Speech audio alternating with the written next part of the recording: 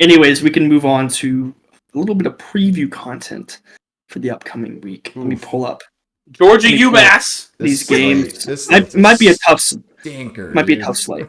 Oh my And then the best God. game is being played on Big Noon Kickoff. Oh, thank Which the only good thing about that is that it gives me plenty of time to spend the afternoon with my wife. There you go. Facts. Yeah, that's right. You're damn near close to calling her your wife.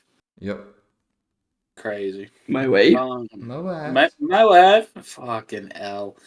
You want I to did talk tell her- Georgia UMass? There was. Let's do it. I could have sworn there was one game that we wanted to watch in the evening. I know Army and Notre Dame are playing on the cock. On the cock. I mean, there's some interesting SEC matchups in the evening. I mean, they don't really mean much. A couple of them don't really mean that much. Well, I mean, okay. So we'll start with the one that I was saying didn't mean much. Vandy and LSU. I think that'll be a fun one. Doesn't really have any implication for much. They're both bowl eligible. They're both not going to make the playoff. LSU's at home and is a 7.5 point favorite over the Commodores. God damn it! I wish it was 10.5. I would take Pavia to cover it all day of the week. Let's see where it moves. It's still early. It is still early.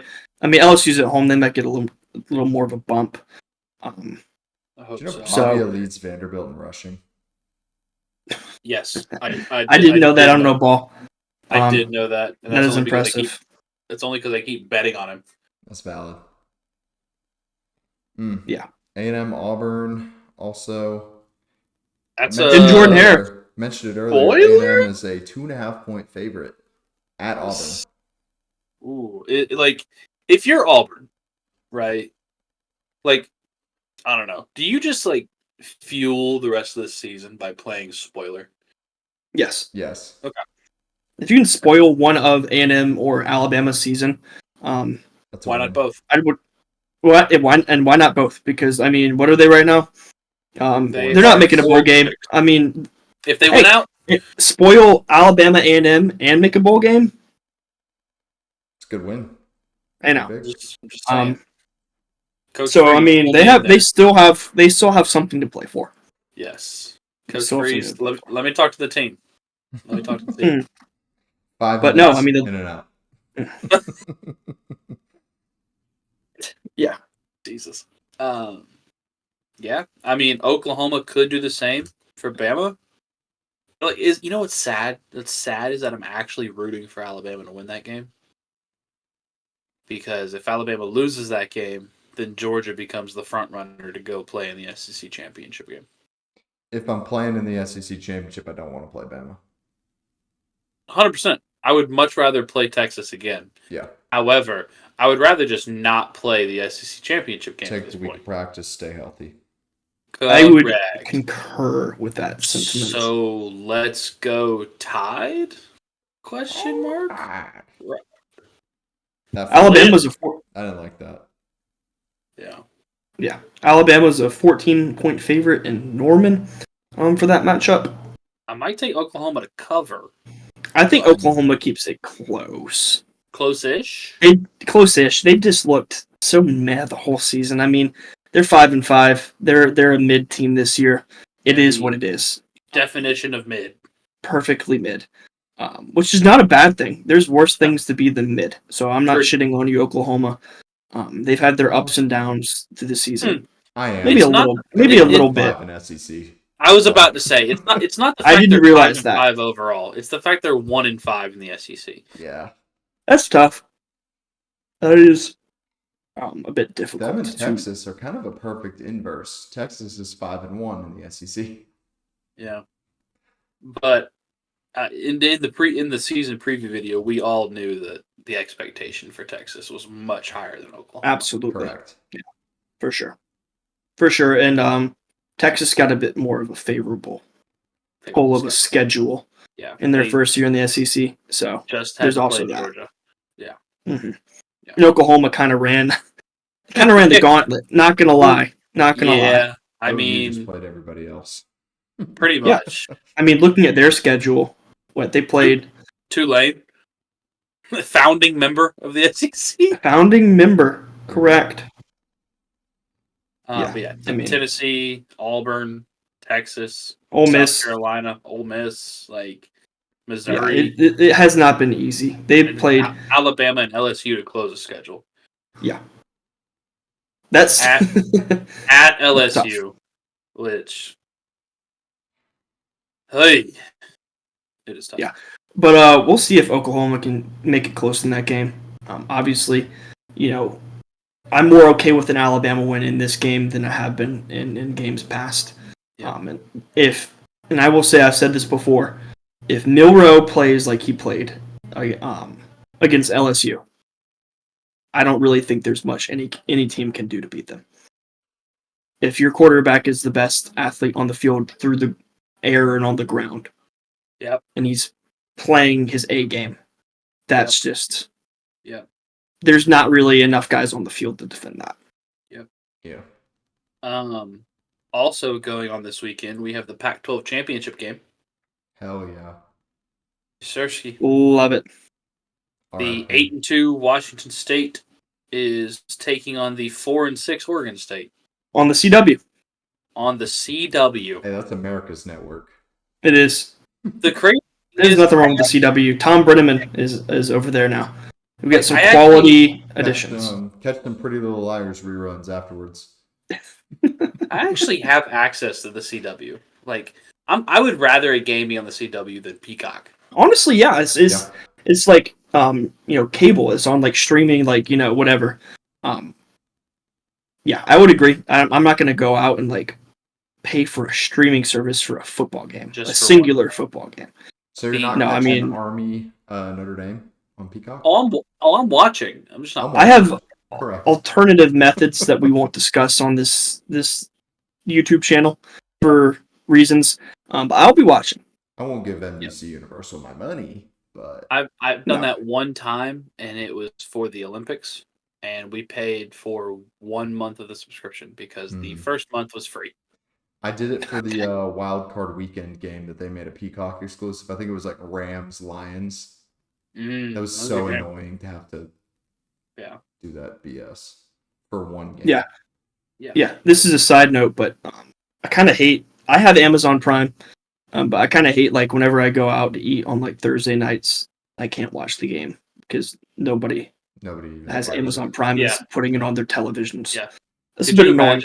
Could you imagine asking like the assistant manager at Applebee's to log into their Prime at work? Could you log into Amazon Prime? Could you pull it up? I will log into mine. Bring me the laptop. I'll log in. There's an HDMI cable back there, right? Mm-hmm. I brought my own, actually. I brought my own. Always got one on me. That's right. Hey, what's the Wi-Fi? What's the Wi-Fi password? That's right. But yes. Yeah, but no, I prefer them to not be on streaming services. Yeah. So I have access to them, but we do have other ways to watch. So we're. I mean, looking at the slate this week, let's be honest, guys. Like, this is the week that half of the ACC and SEC are playing UMass, UTEP, the Citadel, Wofford. Yeah. I mean, it's your pre-rivalry week. It's an apple picking week. Game showdown. Yeah. Yeah, it's your fall festivity weekend for sure. Yes, the one that you circle on your calendar at the beginning of the season. So, which means this is going to be the craziest weekend in college football. Absolutely, likely. Yeah. Because every like quote unquote apple picking slate that we've had so far, Vanderbilt beat Alabama. Yep. And South Carolina beat LSU. Like, not LSU. Texas A&M. So, I mean, you literally both, obviously I'm going to watch the Georgia game, but Ohio State and Indiana play at noon, and Georgia UMass kicks off at 12:45. After that, pretty open night. Now, hopefully, we'll be back home and like settled and everything by the time. You want the opportunity to watch football if you so please. 100%, and I'm going to. Because I'm very curious. Kid yourself. I'm not going to kid myself, but I'm just saying, like, baby, we got about a 3-hour window here where we can go do something. Let's get it. I'm tuning out of the Georgia game at about 3:15, probably. Yeah. For personal enjoyment purposes, I would like for the Indiana Ohio State game to go deep into the fourth quarter. Oh, that would be amazing. However, just don't think it's going. If I'm I don't know, Jim. Yeah. Let's talk about it. That's a good segue. Yeah, that is a good segue. I alluded to it earlier with when Brandon made that comment about Ohio State winning the Big Ten. That a man by the name of Cignetti would have something to say about that. Ohio State is currently, they opened it as 11.5-point favorites. They are currently 13.5-point favorites. I'm taking that if it gets above 2 touchdowns. If it gets above 2 touchdowns, I have the notification bell on it. Let me know. Yeah, absolutely. If it gets above 2 touchdowns, looking at it deeply. So we will see, but I don't know. It's Indiana's not getting any favors by this game being in the shoe. I think at this point, if you are looking at the spread, right, you have to ask yourself, who would win if they played on a neutral site? Penn State or Indiana? If you have to even think about it, I think you would take Indiana to cover. Yeah. Because, Penn State lost by, 7, 8? Yeah, I find it hard to believe that Indiana doesn't make it a game.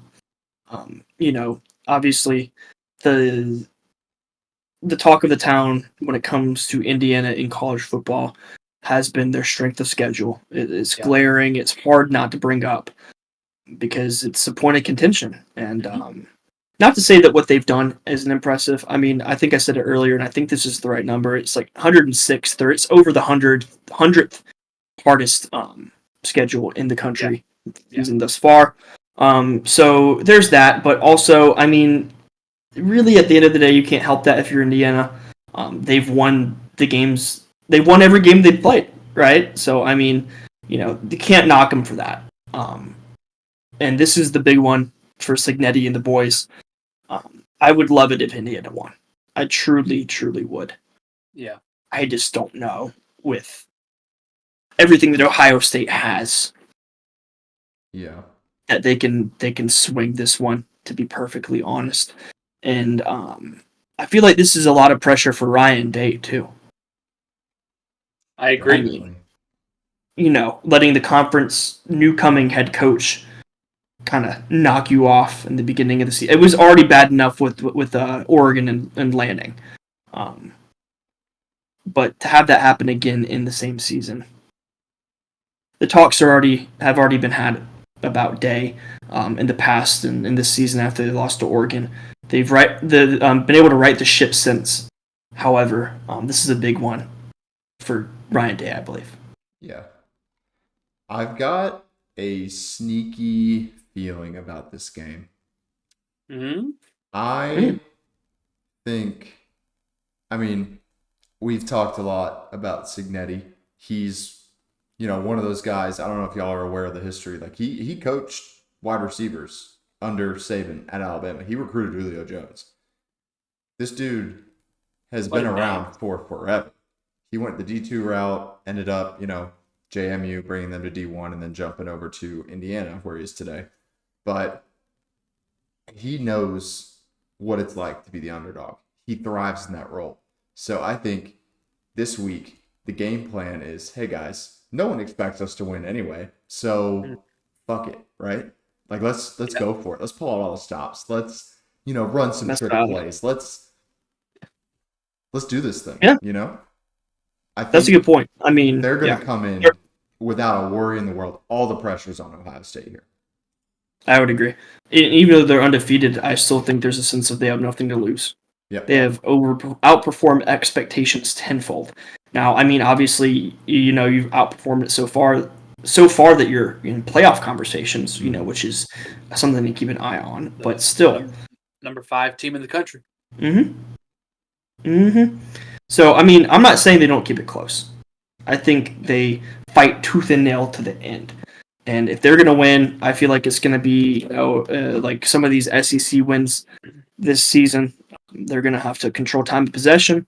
They're going to have to chew clock, and they're going to have to dictate the pace of play. Yep. And because if you leave it in the hands of Ohio State, they, objectively speaking, have higher rated recruits and better athletes their side of the field. Cignetti is going to need to outcoach Ryan Day. Yep. At the end of the day. I mean, I completely agree. And at the end of the day, if I'm Cignetti, obviously the only way to guarantee that you make to the playoff is win this game, appear in the conference championship game, and then no matter what, as long as you make it to the conference championship game, you are in the playoff. However, if they lose this game, the season is not over. You are looking at, after Ohio State, you're looking at Purdue at home. And we just talked about how bad Purdue is. So worst case scenario, they're 11-1, kind of sitting in a similar level as Georgia, where it's like, okay, are we really mad that we didn't make the conference championship game? No. So I think that obviously it would still be better for them to win this game. So I do think it's like, hey guys, listen, as long as we don't lose to Purdue, we've pretty much locked up a playoff spot. Right. We might as well fuck around and try to win this game. As a competitor, you're always going to want to go for it, and like you're going to want to go for the Big Ten championship. Yeah. But it's a very enviable position. I get what you're saying. Well, they could have it both ways.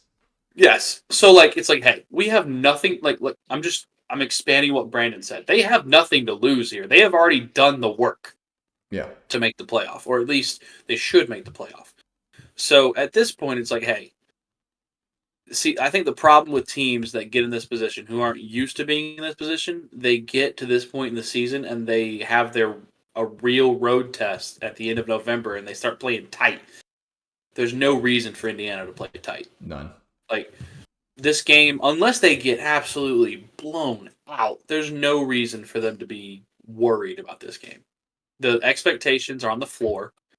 You're not expected to win this game. Yeah. You should already be in the playoff no matter how this game goes, unless you lose by 40. And even then, I don't know. Another thing they got going for them, like Indiana, just as a program, it is probably historically one of the worst college football programs of all time. Like, they have been bad, and they have been bad for 100 years. So this is their first 10-win season ever. Yeah. They had a little blip named Michael Penix, and then even he couldn't stay healthy. I mean, I was going to say he couldn't stay healthy, and he was off to Washington. And then now you have just this roller coaster-esque ascension. You got the man with Cignetti. For a decade. And rightfully so. If you win, so it's their first 10-win season in program history. Correct. Is that correct? I didn't know that. I mean, he's been around for lifetime that man. Yeah, seriously. Statue. Even if he can't, he's raised their floor substantially. And like y'all were saying, this isn't a must-win game because, one-loss Indiana will probably make the playoff. The only thing is how much does the committee value strength of schedule? And I honestly don't know that much at this point, how much that comes into play. It's definitely a factor. Yeah. Obviously, they don't want to leave it up to 12 people in a room discussing their fate. But, worst case scenario for them is they probably, if they lose this one, drop a close one to Ohio State on the road. You eke in at the back end of that group of 12 teams. Mm-hmm. So, which is, for Indiana, that's a fucking win. That's ridiculous. That's huge. Your first 10-win season of program history, you make the playoffs. Yeah. That's massive. Yeah. Massive. I think if they keep it below 21 points, is the spread. I think that they should at least be a top 10 team in the country at the end of the season.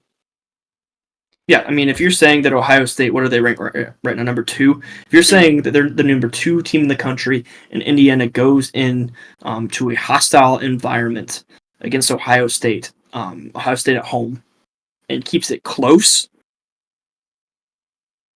you know what I mean? I mean, they're not that far off of Ohio State if they're truly number 2. Yeah. Yep. So, yep. By that logic, but yeah, I mean, let's okay. Hypothetically, Indiana goes into the shoe and wins. How far does Ohio State fall? 7 or 8. It's their second loss, a home loss. Yeah. Nestled in between. They're down there. They're down there in the Alabama, Georgia, Ole Miss collection. Okay. The 2-loss, the 2-loss little pocket there in the top 10. Yeah.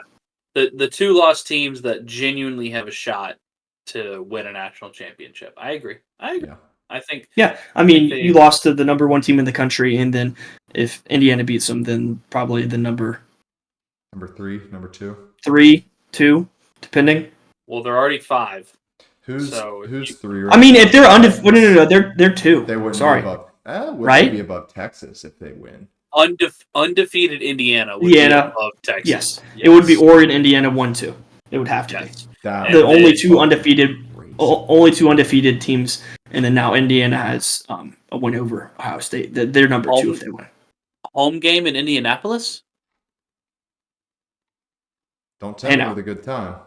Hey, yo. Yeah, no, this is one of the better scenarios for the Big Ten. Looking at it from the beginning of the season, didn't really expect anything like this to play out. I love the a bit more parity, and not parity, but the expanded upper tier of the Big Ten with the addition of Oregon and the emergence of Indiana.